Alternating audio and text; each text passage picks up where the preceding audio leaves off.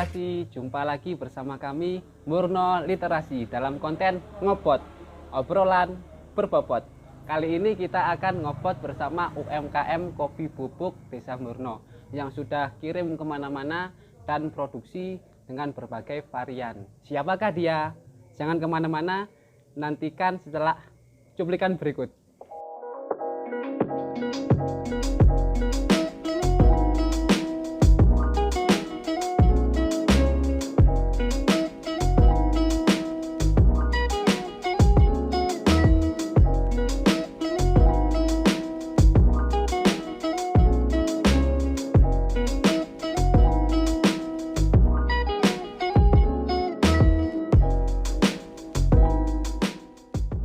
Halo Sobat Literasi, masih bersama kami Murno Literasi. Sekarang kita sudah bersama dengan Dimas Maftuhan Fajri, usaha bubuk kopi Alivia ya.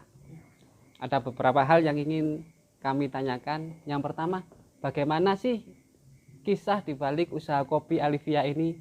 Awal mula kok bisa memilih usaha kopi bubuk ini bagaimana? Begini Mas, pertama sekitar tahun 2017. 2017? Iya, awal mulai? Iya, pertengahan tahun 2017 saya resign dari pekerjaan saya. Oh, resign. Iya, setelah itu saya bekerja kulaan kopi gelondong sama jasa seleb kopi. Itu green bean apa masih dalam bentuk biji. Biji Saya keliling dalam bentuk itu, setelah jadi green bean dijual ya? Iya. Dan pada satu saat ketika selesai saya seleb biji kopinya, jadi saya duduk belum, masih gelondong, ya. Sama kulit. Setelah itu saya bingung mau ngapain. Lah dari itulah saya terinspirasi untuk membuat bubuk kopinya. Bubuk, ya. Oh ya, jadi awal mula ini cuma proses menghilangkan kulit ya?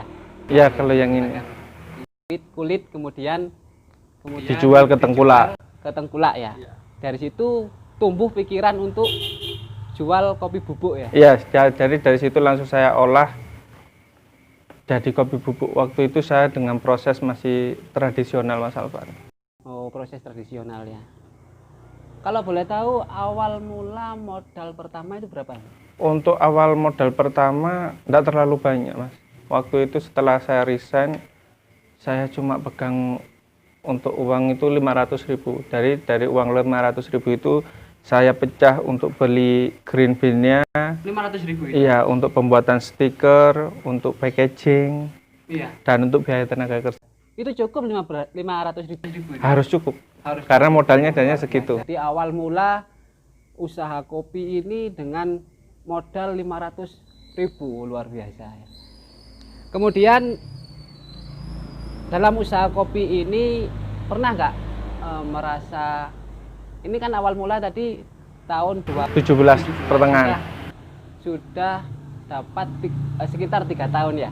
Ya. Pernah nggak merasa bosan atau jenuh gitu ya? Kalau jenuh pernah merasa, karena kan mulai proses awal sampai proses akhir saya kerjakan sendiri Mas. Dikerjakan sendiri? Iya. Itu prosesnya itu masih tradisional? Ya, kalau untuk cuma di penggorengan bukan saya. Soalnya kalau penggorengan ada sendiri, saya bayar orang. Oh, penggorengannya orang ya? Orang lain ya? Oh, jadi seperti itu. Kemudian apa sih yang menginspirasi usaha kopi ini kok sampai bisa bertahan 3 tahun? Mulai dari 2017 sampai 2020. Karena prosesnya Mas. Proses untuk mengenalkan produk itu paling sulit. Kalau untuk membuat produk semua orang pasti bisa, pasti mampu. Nah, tinggal di pemasaran. Itulah tantangan yang benar-benar tantangan sudah waktu kita untuk harus mencari pangsa pasar kita. Dan untuk meyakinkan ke konsumen, kopi ini baik. Nah, seperti itu. Memang kalau produksi ini mudah ya? Tapi kadang-kadang kendalanya ini ada di pemasaran ini ya, konsumen ya. Kemudian sampai saat ini kirim kemana saja, Mas? Saya lihat soalnya Alivia Kopi ini kan mainnya kan online ya, ada di Shopee, ada di apa namanya, aplikasi-aplikasi online lainnya, itu paling jauh kemana saja? Kalau untuk proses pertama mungkin kita sebenarnya kalau offline-nya itu teman-teman sekitar aja. Kayak ya kirim ke Jakarta, Mataram, Surabaya, Sidoarjo seperti itu. Dan yang paling banyak sudah sekitar 3 kali kirim. Pertama itu 5 kilo, 8 kilo, yang terakhir itu 50 kilo roast bean saya kirim ke Kabupaten Tanah Tidung, ke Ngopijang namanya. Tanah Tidung. Provinsi mana itu? Kalimantan Utara. Oh, sudah sampai ke luar provinsi ya, Kalimantan Utara. Iya. Itu kan di sini kan Kopi Alivia ini menyediakan berbagai varian ya. Ada apa namanya itu win, ada wine, ada excelsa dan lain-lain. Ini varian mana sih yang paling apa namanya itu cepet ya, cepet banyak peminatnya deh? Untuk sekarang yang lagi naik daun itu adalah proses Robusta wine. Soalnya antara ketika diseduh di panas, didiamkan sebentar sampai berdingin lah, di situ akan ada sensasinya, rasa sensasinya di situ.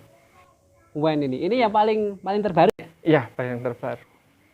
Dan untuk prosesnya pun saya sudah ada teman dengan lembaganya yang bantu saya untuk memudahkan mendapatkan green bean-nya. Jadi dari proses awal sampai terakhir sekarang saya sudah punya teman, jadi tidak berjalan sendiri.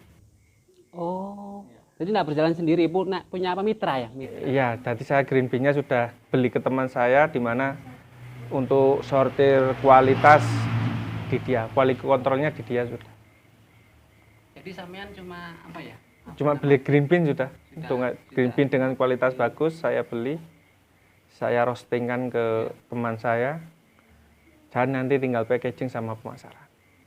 Jadi untuk Robusta wine ini dengan proses modern nih? Ya, semuanya ini sekarang dengan proses modern. Yang membedakan dari semua produk ini adalah wine, karena wine menggunakan proses fermentasi. Iya. Lah kenapa kok pakai proses modern, enggak apa meninggalkan proses tradisional? Padahal kan dulu yang pertama itu proses tradisional dulu ya? Iya. Waktu itu saya tahun 2017 ada salah satu dari Dinas Pertanian apa Perkebunan. Ya. Itu datang ke rumah mengajak untuk mengikuti kontes kopi waktu itu tentang roasting tahun 2017 sekitar bulan 9 berapa saya lupa, mengajak. Dari situ saya ketemu dengan teman-teman pegiat kopi di Lumajang. Pegiat kopi Lumajang ya? Dari wawasan saya bertambah banyak dengan adanya teman-teman di situ yang juga mengajari saya tentang kopi. Ternyata itu kelemahan dari tradisional itu memang masih ada bau asap, dan juga untuk kualitas rasa juga agak sulit karena kita harus menjaga ketika api tungku kan, pakai tungku ya. Tungku untuk apinya harus kita jaga, harus tetap stabil. Sedangkan dengan proses modern kita kan sudah menggunakan mesin. Ya, langsung stabil, jadi bisa otomatis stabil ya. Di situnya aja. Seperti itu. Oh ya gitu.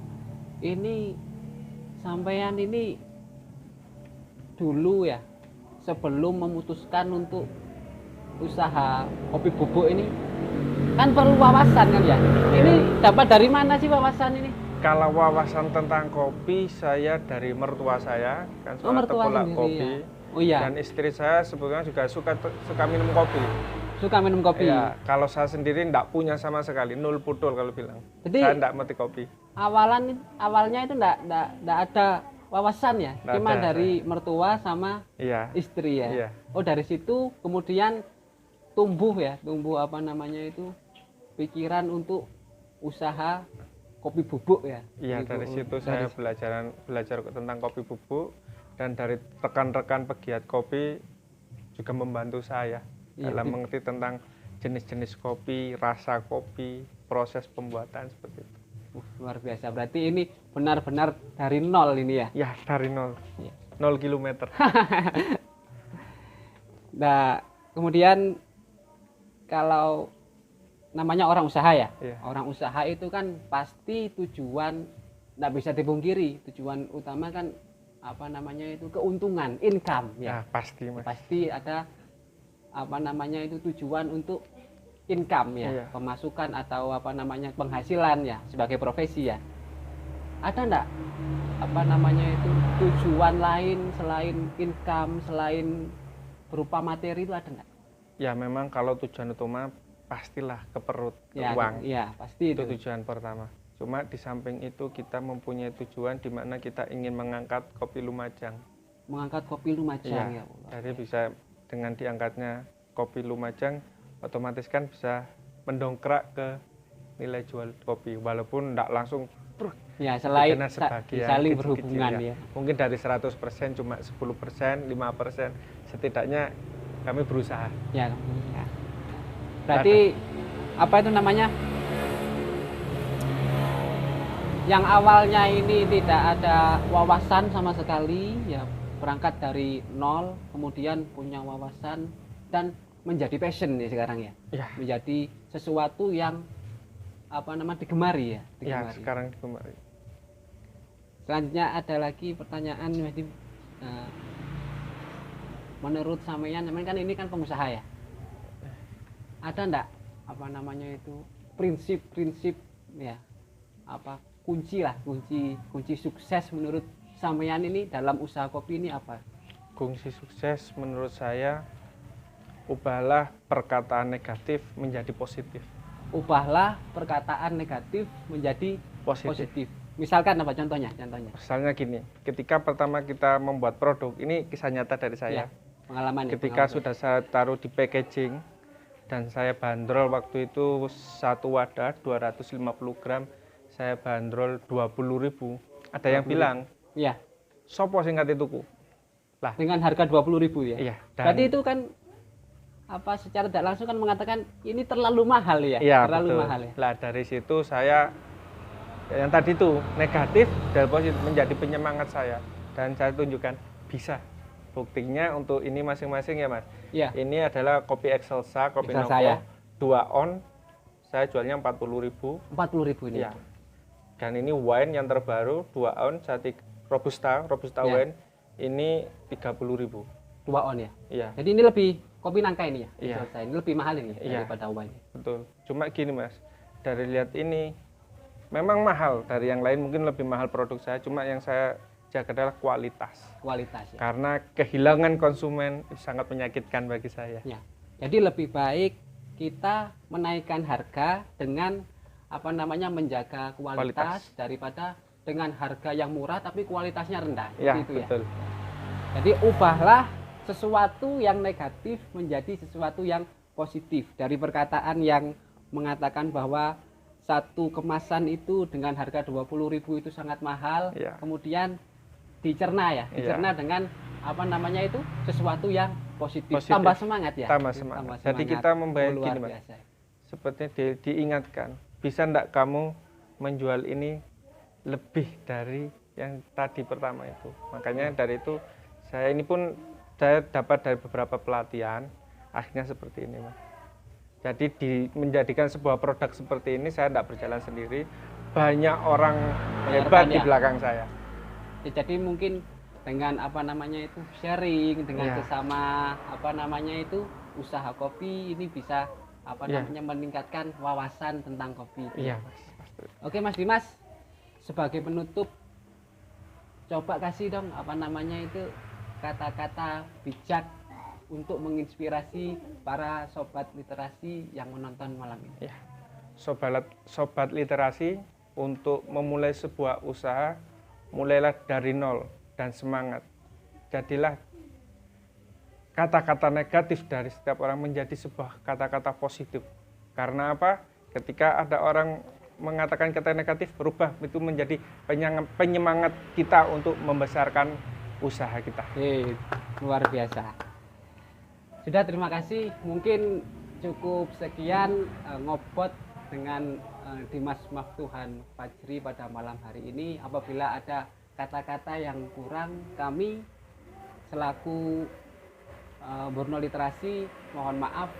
Sampai ketemu di konten berikutnya. Assalamualaikum warahmatullahi wabarakatuh.